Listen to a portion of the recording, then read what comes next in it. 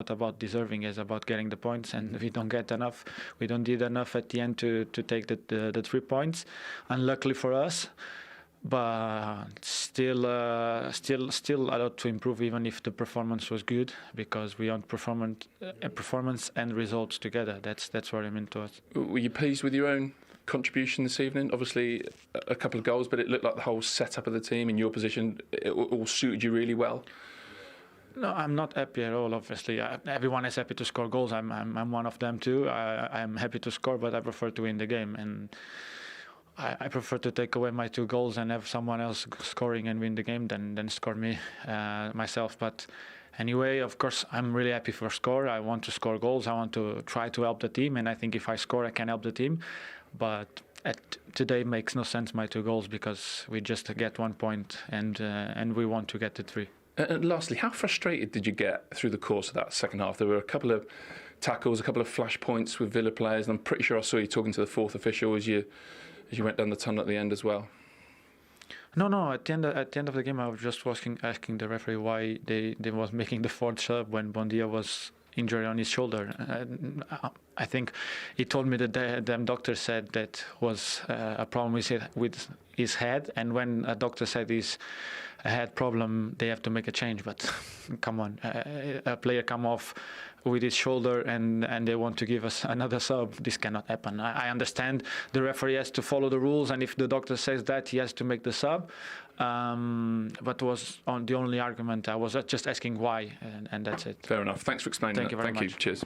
It was points shared at Villa Park this evening between Aston Villa and Man United. And here are Manchester United's results under Ralf Rangnick in the 8 games he's taken charge of in all competitions. He's only lost 1, 3 draws, 4 wins there. But the question really is, are those results good enough? I'll be asking Ian Wright and Owen Hargreaves that question shortly. But first of all, let's hear from the manager. Here's Ralf Rangnick. For so long, it looked like being a really good evening. Is the feeling now, even with a point, one of frustration? Yes, extremely. It's very difficult to find some positives after these 95 minutes. We had spells where I felt it was our best game since I came here. On the ball in the first half, in the first 30 minutes, we completely dominated the game.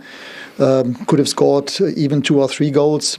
But again, we saw that we have taken some steps forward, but still quite a few things to improve and to do better. I mean, the impetus, especially in the last 15 minutes after we were 2-0 up, we have to keep it going and defending as a team.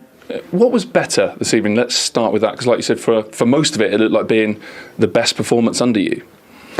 Yes, I mean, the plan was to press them in the mid-zone area, and we did that very well in the first 30 minutes, controlled the game also in possession of the ball.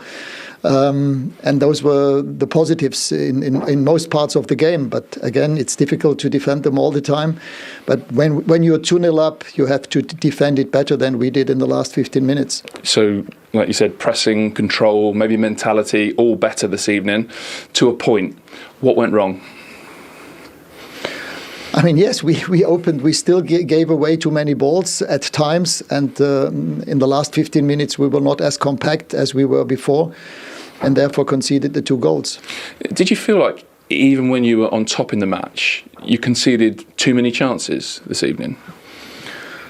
Not in the first half hour. In the first half hour, they didn't have a shot on our goal. In the last 15 minutes before halftime, the pressure was higher. We were not as compact, not as courageous to attack forward and to step up.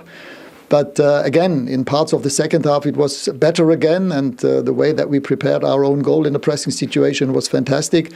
But after that, you just have to take those 3 points back home, and as of now, it feels like a defeat, to be honest. I'm sure it would feel like a defeat because they were 2-0 up. I mean, he did say in spells that was the best he's seen of his team since his arrival. But surely it's not still good enough because they were 2-0 up and they let go of that lead. No, definitely not good enough. I think first half Villa were really, really poor. Really poor. I mean, Martinez makes a terrible mistake that he normally would never make, and obviously then they start chasing the game.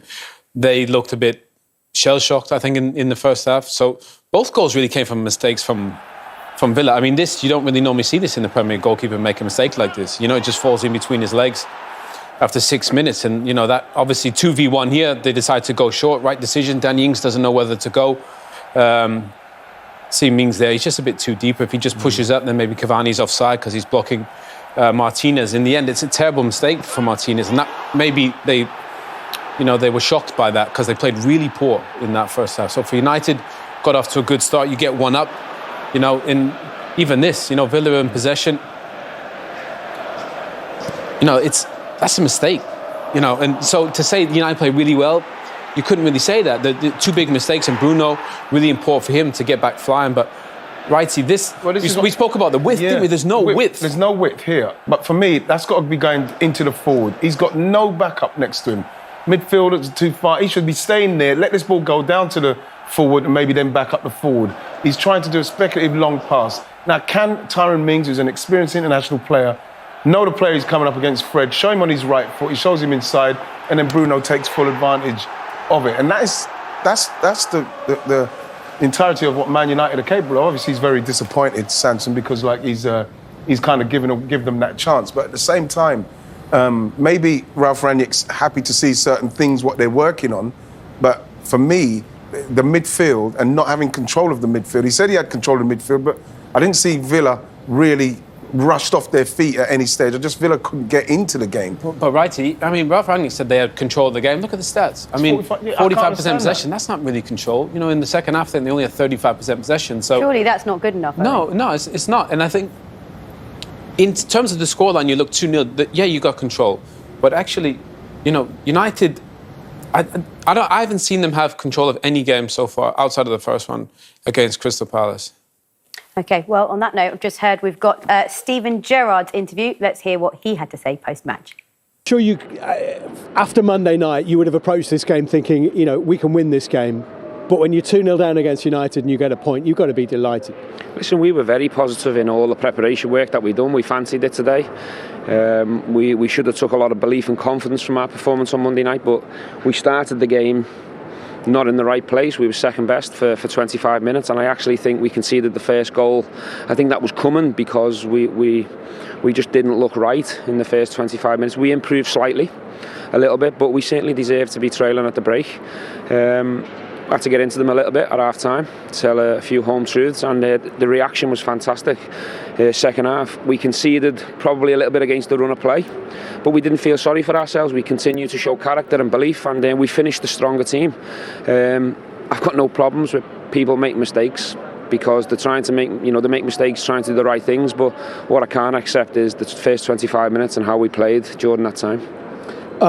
Obviously, I'm sure the back pages and everything is going to be full of pictures of Philippe Coutinho, but Jacob Ramsey's goal is the platform. Without that, then there's no comeback. He had a terrific day today. Yeah, of course, and I think that come off the back of us really just rolling our sleeves up and committing to the game, being aggressive, winning duels, being on the front foot, being positive. And the two goals we scored were fantastic. The substitutions really brought something to the game, but I thought JJ's second half was outstanding, really showed why a lot of people are talking about him right now. So a 2-0 down for a young kid, a homegrown lad at that age, to go and take the game by the scruff of the neck and get us a point in the end is really pleasing. Absolutely really pleasing. And actually, Gerrard is building something very special at Villa, isn't he? Yeah, he is, and I think that he should be very proud of it. He's right. First 25 minutes, we didn't, you know, looking at the Man United side, knowing what Man United are going to do, in respect of trying to put pressure on them and knowing that if they control the game, they can get something off United. I was very surprised with the way Villa started. So I'm pleased the way they ended it. But Man United should be a bit disappointed with that. No, Steve would be delighted. 2-0 down to come back. If that game would have gone any longer, they probably would have got another one. So I think for United, they'll be disappointed. But I think for Villa, it's a good start. And Dino looked great. Yeah. Coutinho had a big impact and Ramsey was outstanding. Yeah, lots of positives for Villa to build on, plenty for United to think about, really. Yeah, I think it's going to be a long season. Top four is looking unlikely unless they get going. So it's going to be a tough few weeks, I think, for United. OK, well, on that note, it's time for us to say goodbye. Thank you, Owen. Thank you, Wrighty. Always a pleasure working with you two. Well, Joseph, what a party. Yeah, it was a great victory for the players, the fans and everyone. What do you think about your performance? I think it was good, and each game it keeps getting better. We need this match, no, with 3 goals. Yeah, it was really great because we fought hard for this victory and everyone deserved to be happy. Bueno, es el mejor partido de la temporada en lo que va de liga, ¿no? No sé si el mejor, pero sí el que hemos sabido jugar con el marcador a nuestro favor, que nos estaba costando mucho. Y sobre todo felices por ganar en casa, porque nos estaba costando muchísimo. Desde que hay público en el estadio solo habíamos ganado un partido de no sé cuántos. O sea que hoy el partido creo que era fundamental porque nos ponemos también a 3 puntos del Español, que es un rival directo, para alejarnos de ahí abajo, para irnos tranquilos de vacaciones y pensar en lo que viene.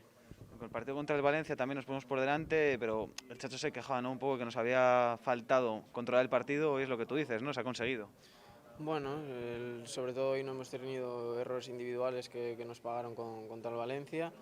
Creo que es un partido para sacar conclusiones positivas. Hemos vuelto a ganar en casa, tenemos que hacernos fuertes aquí de lo que queda de temporada, porque fuera de casa sí el equipo está respondiendo bien y tenemos que seguir esta línea. Cuéntame el gol, ¿no? Porque ha sido una jugada rápida, pero cuando te ha llegado ha sido como mucha pausa, las pican. ¿Cómo ha sido? Bueno, recibo de Hugo, controlo y normalmente Diego López suele salir a tapar. Veo muchos partidos y Diego López en los 1 para 1 suele salir a tapar, entonces yo controlo y él no ve lo que voy a hacer, entonces intento picársela un poquito y cruzársela con tranquilidad. ¿Cómo ya tocaba? Tocaba, pero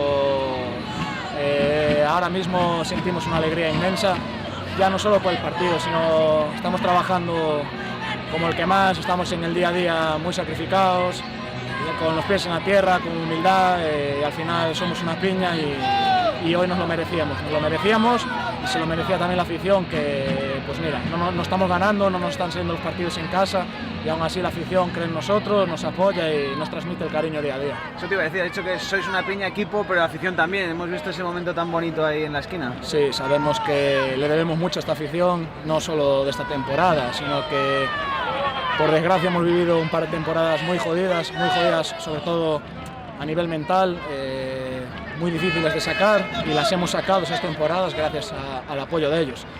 En otra situación, en otro equipo, la afición lo dejaría de lado, y aquí cuanto peor iban las cosas, más estaban con uno y con el equipo. Y eso es de agradecer y se lo agradeceremos hoy, mañana y en un futuro. En lo personal, vuelves después de varias semanas que parecía que sí, pero al final no, 90 minutos con asistencia. La verdad que bueno, no estoy al 100%, pero creo que he podido ayudar al equipo. Venía de mucho tiempo parado, unos problemas que no se me daban ido. Entrenaba, tenía que volver a parar, volví a aparecer, volví a parar. Bueno, espero que ahora sea el fin de esta lesión del carajo, porque ya estoy frito, y que pueda ayudar y contribuir al equipo. Saca 2001, 2022... por el 2022 a tope. Tenemos que seguir con los pies en la tierra, saber quiénes somos, de dónde venimos, y con esta afición, con el equipo, con el compañerismo y el sacrificio, no quiero ser pesado, pero creo que son las claves para mirar hacia adelante en un futuro. Gracias, Hugo. Gracias a vosotros. Gracias, Hugo.